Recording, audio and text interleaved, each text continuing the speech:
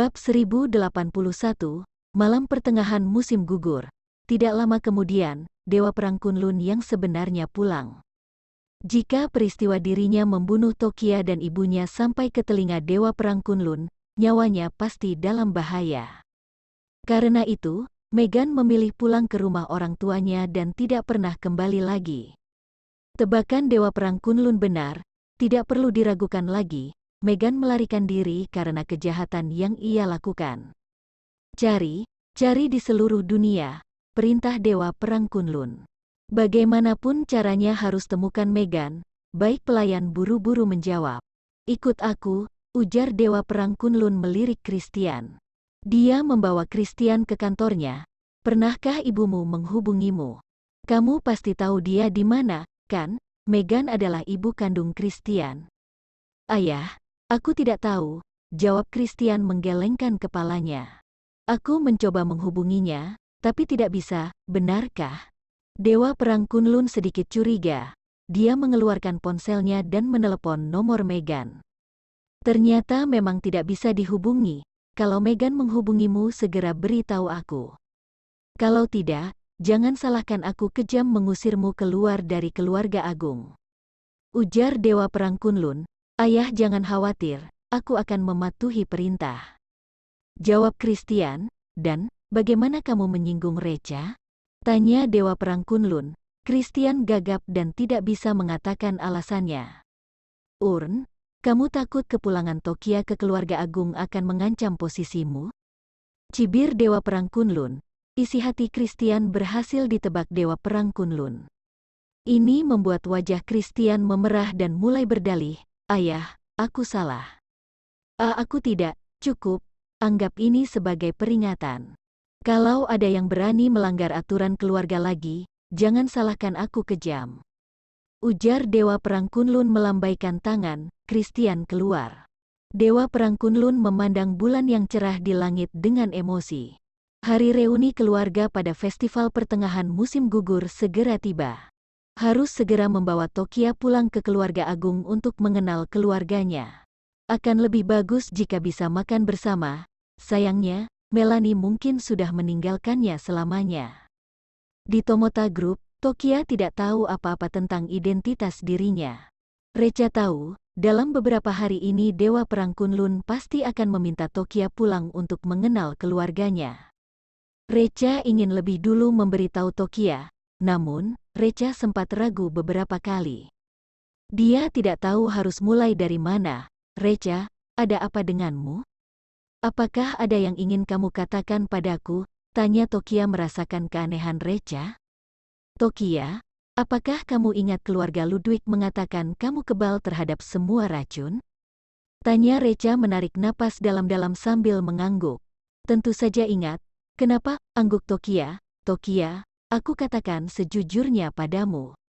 Ujar Tokia, fisik yang kebal terhadap semua racun sangat langka dan tidak mungkin bagi orang biasa untuk mengembangkan fisik ini.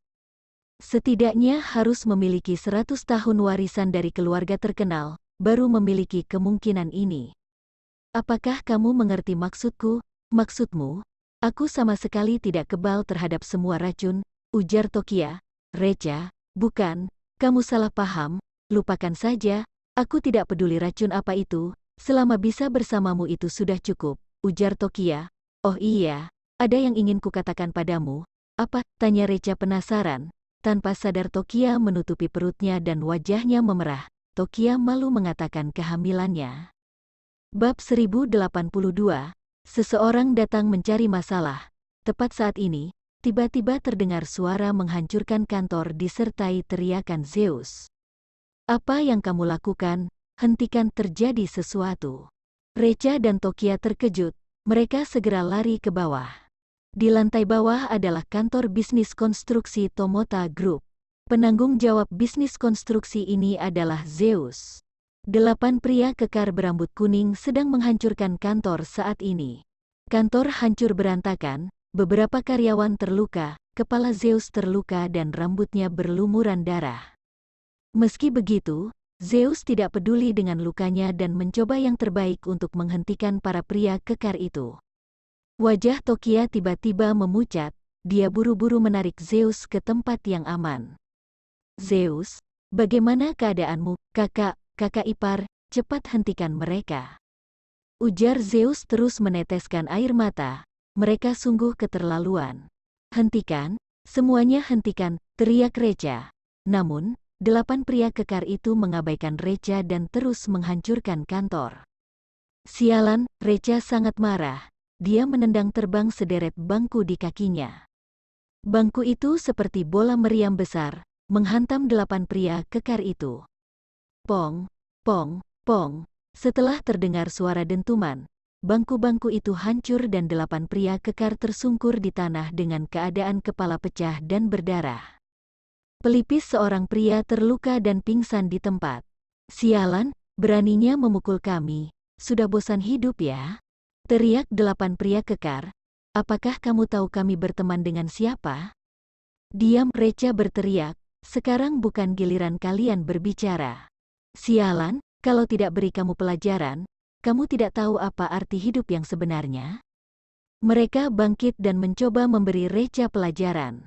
Namun, ketika Reca menyerang dan menatap mereka dengan tatapan merah, bahkan melepaskan aura pembunuh. Suhu di ruangan turun beberapa derajat. Tes, mereka terkejut dengan aura membunuh Reca hingga berhenti bernapas. Mereka sadar mereka bertemu seorang penguasa, orang ini tidak mudah diganggu. Mereka hanya bisa diam dan tidak berani berbicara omong kosong. Zeus, katakan padaku apa yang terjadi, tanya Reca berjalan ke sisi Zeus. Kakak ipar, mereka adalah perusahaan konstruksi Hitman. Beberapa hari yang lalu, Tomota Group dan perusahaan konstruksi Hitman bersaing untuk proyek yang sama. Tapi kita menang dengan keunggulan mutlak. Aku tidak menyangka perusahaan konstruksi Hitman tidak menyerah. Mereka mencari masalah dan menyulitkan kita. Mereka ingin kita mentransfer proyek ini kepada mereka dengan harga murah. Tentu saja aku tidak bersedia. Mereka mengirim orang ke lokasi konstruksi untuk membuat masalah dan menghalangi konstruksi. Sekarang mereka datang ke perusahaan untuk membuat onar. Reca mengangguk, hal semacam ini biasa terjadi di industri konstruksi. Perusahaan konstruksi Hitman berani merampok proyek secara terang-terangan. Itu artinya mereka memiliki pendukung yang hebat. Tidak peduli seberapa hebat pendukung mereka, itu hanya hiasan di hadapan Reca. Telepon bos kamu dan minta dia menebus nyawa kalian dengan uang. Pinta Reca, kerugian properti mencapai 2 triliun, biaya pengobatan Zeus, 20 triliun, totalnya 22 triliun. Puf, 8 orang itu tertawa. Mereka pernah melihat orang sombong, tetapi belum pernah melihat orang sesombong ini. Mereka harus membayar ganti rugi 22 triliun karena sudah menghancurkan peralatan kantor dan melukai Zeus. Siapa yang tidak tahu, bos mereka adalah orang yang terkenal, tidak mungkin mengambil keuntungan 1 sen darinya, apalagi 22 triliun. Bab 1083, bersujud dan aku akan mengampuni nyawamu. Nak, aku sarankan kamu biarkan kami pergi dan berikan proyek itu. Kami bisa menganggap masalah ini tidak pernah terjadi. Kalau tidak, kamu tidak akan mendapatkan sepeser pun, bahkan mungkin mendapat malapetaka. Bosku bukan orang yang bisa kamu provokasi. Siapa bos kamu? Tanya Reca penasaran. Bosku, namanya Almer, jawab orang itu. Dia tidak hanya orang terkenal di Midgard, tetapi juga di seluruh Clarity. Bahkan di yuridiksi Asia, dia juga cukup dihormati. Kalau begitu, bos kamu adalah pimpinan militer dan politik? Tanya Reca. Sepengetahuanku, orang-orang di kalangan militer dan politik tidak diizinkan untuk terlibat dalam bisnis. Bosku bukan pimpinan militer dan politik, tapi dia bersaudara dengan seorang bos besar di kalangan militer dan politik. Jawab orang itu. Siapa? Reca bertanya dengan penasaran. Dewa Perang Kunlun Keluarga Agung, jawab orang itu. Dewa Perang Kunlun adalah paman bos aku. Kenapa aku tidak pernah mendengar Dewa Perang Kunlun mengatakan dia memiliki seorang keponakan? Ujar Reca, sekalipun Dewa Perang Kunlun mendukungnya, memangnya kenapa? Dewa Perang Kunlun tetap akan menundukkan kepala dan hormat padaku. 8 pria itu tertegun dan tertawa keras. Haha, Aku tidak salah dengar kan? Maksudmu, kamu mengenal Dewa Perang Kunlun? Dewa Perang Kunlun akan menundukkan kepala di hadapannya. Kalau begitu dia adalah master? Kalau kamu adalah master, aku adalah emperor. Dasar bajingan, membuat kami tertawa terbahak-bahak saja. Kuberi kalian waktu 10 menit, ujar Recha. Kalau bos kalian tidak membawa uang menebus nyawa kalian, kalian akan mati. HMPH, tidak takut sebelum melihat peti mati. Seorang pria botak mengeluarkan ponselnya dan menelepon bosnya, Almer. Halo, bos, terjadi sesuatu, kami dipukul, dasar sampah, tidak bisa melakukan hal segampang ini. Ujar Almer, apakah orang Tomota Group memukulmu? Ya, orang Tomota Group. Jawab pria botak, apakah kamu tidak memberitahu mereka identitasku? Tanya Almer, ada. Tapi orang itu mengatakan, sekalipun Dewa Perang Kunlun berdiri di hadapannya juga akan menundukkan kepala. Ujar pria botak, sialan, cari mati, beraninya mempermalukan pamanku. Ujar Almer sangat marah, kalian tunggu, aku segera ke sana. Oh iya. Orang itu juga mengatakan kamu harus mengganti rugi 22 triliun. Kalau tidak, dia tidak akan segan padamu, ujar pria botak dengan nada nyeleneh. 22 triliun? Sialan, kenapa dia tidak pergi merampok saja? Kali ini, aku akan membawa 20.000 untuk membeli nyawanya. Telepon ditutup dan pria botak itu memandang Recha dengan penuh kemenangan. Recha, mumpung bosku belum tiba, berlutut dan minta maaf. Lalu beri kami 2 miliar untuk biaya ganti rugi, kami akan mengampunimu, bagaimana? Kebetulan inilah yang ingin kukatakan pada kalian. Ujar Recha menggelengkan kepala, bersujud dan minta maaf pada Zeus. Tapi, maaf, aku tidak bisa mengampuni nyawa kalian. Aku bisa membuat kalian mati lebih cepat. Yang mempermalukan master harus mati, Osid. Itu gila. Dengan adanya dukungan Almer, mereka menjadi sangat percaya diri dan mulai mengutuk. Tidak lama, seorang pria buncit berjas hitam keluar dari lift. Pria buncit itu adalah bos mereka, Almer. Recha mencium bau napas militer yang kuat dari beberapa pengawal berjas hitam. Kalau tebakannya tidak salah, mereka seharusnya adalah pasukan khusus veteran. Bab 1084, pamanku adalah dewa perang. Begitu melihat Almer datang, 8 pria kekar itu langsung berlari menghampirinya. Bos, akhirnya kamu datang, kamu harus mewakili kami meminta keadilan. Siapa yang melukai kalian? Tanya Almer. 8 orang itu menunjuk Recha. Sialan, kalian 8 orang bahkan tidak bisa mengalahkan satu monyet kurus. Apakah kalian sangat lemah? Cibir Almer dengan jijik. 8 orang menunduk dengan malu. Tadi, kamu yang memukul mereka kan? Tanya Almer langsung berjalan ke hadapan Recha. Apakah kamu membawa uang? Tanya Recha. Sudah kukatakan di telepon. Aku ingin membeli nyawamu dengan harga 20.000. Ujar Almer mengeluarkan uang 20.000 dari saku. Menurutmu lebih baik kamu bunuh diri atau ingin aku menyiksamu sampai mati? Recha mengambil uang 20.000 itu dan tanpa ragu menamparkan wajah Almer. Uang 20.000 ini akan aku gunakan untuk biaya pemakaman kamu. Tamparan Recha sangat kuat hingga Almer berputar beberapa kali sebelum jatuh ke tanah. Semua orang tercengang, meski mereka siap secara mental. Mereka tidak menyangka orang ini akan sangat kejam dan memukuli orang tanpa mengucapkan sepatah kata pun. Dan yang dia pukul adalah bos mereka, Almer. Sejujurnya, aku tidak punya banyak waktu untukmu. Ujar Recha, panggil orang terhebat kamu keluar, biar aku selesaikan sekalian dan jangan ganggu bisnisku. Sial, beraninya memukulku, bunuh dia, ujar Almer dengan marah hingga pembuluh darah di wajahnya menonjol jelas.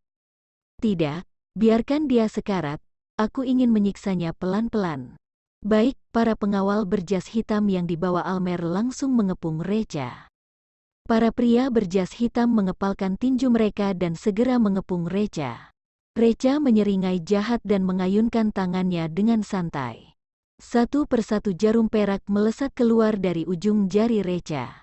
Jarum itu mengenai paha mereka, pria berjas hitam berjatuhan ke tanah satu demi satu. Mereka memegangi paha mereka dan berteriak menyakitkan. Sialan, ada apa ini? Paha aku seperti digigit 10.000 semut. Sakit sekali, apa yang terjadi? Semua orang tercengang. 8 pria berjas hitam ini semuanya dari pasukan khusus top. Tetapi mereka tidak bisa mendekati Recha, malah dikalahkan. Betapa kuatnya orang itu, menyakiti orang dari udara. Apakah dia master jarum perak berukuran kecil dan sangat cepat?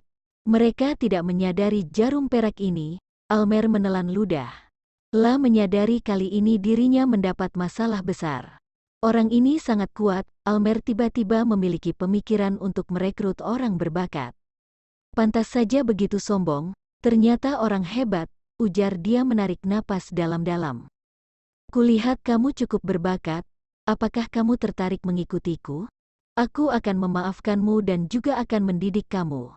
Bahkan, kelak kamu mungkin memiliki kesempatan berdiri di sisi Dewa Perang Kunlun. Maaf, dia tidak pantas, ujar Recha menggelengkan kepala. Aku tahu, ujar Almer, meski sekarang kamu tidak memenuhi syarat. Tapi aku akan mendidik kamu. Lagi pula, dengan mengandalkan persahabatanku dengan Dewa Perang Kunlun, mengatur kamu di sisinya hanyalah hal sepele. Almer salah memahami kata-kata Recha sebagai dia tidak memenuhi syarat untuk berdiri di sisi Dewa Perang Kunlun. Tolong dengarkan baik-baik, ujar Recha mengernyitkan alis. Aku bilang, Dewa Perang Kunlun tidak memenuhi syarat untuk memintaku mengikutinya. Lancang, beraninya meremehkan Dewa Perang Kunlun. Ambisi serigala kamu cukup besar, ujar Almer dengan marah, kalau Dewa Perang Kunlun tahu. Bab 1085, orang terkuat tiba, apakah kamu sudah selesai? Tanya Recha tidak sabar, cepat panggil pendukung terkuat kamu atau kubunuh kamu sekarang juga. Ujar Recha perlahan berjalan mendekati Almer. Almer ketakutan hingga buru-buru mengeluarkan ponsel dan menelepon. Paman Sengku, ada orang yang ingin membunuhku, tolong. Pada saat yang sama di Keluarga Agung tim pengawal yang perkasa berangkat dari Keluarga Agung menuju gedung Tomota Group baru. Dewa Perang Kunlun memutuskan untuk menjemput Tokia pulang ke Keluarga Agung untuk bertemu keluarga. Untuk menunjukkan keseriusan hal ini, Dewa Perang Kunlun secara khusus mengirim pengawal untuk memblokir jalan-jalan. Kemudian naik helikopter menyambut kepulangan Tokia. Dalam perjalanan, ponsel kapten penjaga berdering, ternyata telepon dari keponakannya, Almer. Kapten penjaga adalah paman Almer, Sengku. Sengku merasa kesal. Keponakannya membuat masalah sepanjang hari dan memintanya untuk menyeka pantatnya. Dia merasa terganggu, tidak tahu masalah apa lagi yang dia buat. Sengku menjawab panggilan. Paman Sengku, ada yang ingin membunuhku, tolong, tangis Almer. Siapa yang ingin membunuhmu? Tanya Sengku dengan gugup. Kamu ada di mana sekarang? Di Tomota Group, Paman Sengku cepatlah datang. Ujar Almer. Apo, kepala Sengku tiba-tiba ingin pecah. Beraninya bajingan ini membuat onar di Tomota Group. Hari ini, Dewa Perang Kunlun akan pergi ke Tomota Group untuk menjemput putrinya yang telah lama hilang. Jika karena hal sepele ini menunda urusan Dewa Perang Kunlun, beri ini 100 kepala untuk dibunuh juga tidak cukup. Sialan, harus segera tiba di sana untuk menyelesaikan masalah. Aku segera ke sana, ujar Sengku, tunggu aku, baik. Panggilan ditutup, kapten penjaga, Sengku, mempercepat kecepatan. Harus segera bereskan kejadian di lokasi sebelum Dewa Perang Kunlun tiba di Tomota Group. Almer menutup panggilan dan menatap Recha dengan tatapan arogan. Recha, kamu tunggu saja, tunggu pamanku datang. Dia pasti akan membunuhmu. Pamanku sangat peduli denganku. Apakah benar Dewa Perang Kunlun adalah pamanmu? Tanya Recha. Apakah benar kamu memanggil Dewa Perang Kunlun kemari? Untuk menghadapi kamu tidak perlu memanggil Dewa Perang Kunlunku. Cibir Almer, penjaga di sisi Dewa Perang Kunlunku cukup untuk membunuhmu. Dewa Perang Kunlun bukan lawanku, apalagi seorang penjaga. Ujar Recha, sialan beraninya membual, ujar Almer dengan marah. Cepat atau lambat kamu akan berlutut dan memohon belas kasihan. Tidak lama, tiba-tiba terdengar deru mesin di lantai bawah. Almer bergegas ke jendela dan melihat ke bawah. Begitu melihatnya, Almer tercengang di tempat. Konvoi mobil mewah berhenti di gerbang Tomota Group. Konvoi mobil mewah memenuhi seluruh jalan dan sekilas tidak bisa melihat ujungnya. Pintu mobil terbuka dan ratusan penjaga turun. Penjaga secara otomatis dibagi menjadi 2 tim. Satu tim bertanggung jawab untuk memblokir jalan dan tidak mengizinkan siapapun masuk atau keluar sesuka hati. Sedangkan tim lain dipimpin oleh Kapten Sengku untuk masuk ke Tomota Group. Hati Almer berbunga. Paman Sengku sangat hebat, dia tidak hanya memanggil begitu banyak pembantu, tetapi juga mengendarai begitu banyak mobil mewah dan bahkan memblokir jalan. Dengan adanya gerakan sebesar ini, tampaknya Paman Sengku akan membunuh orang. Nah, bualan ini cukup untuk aku ucapkan sepanjang hidupku.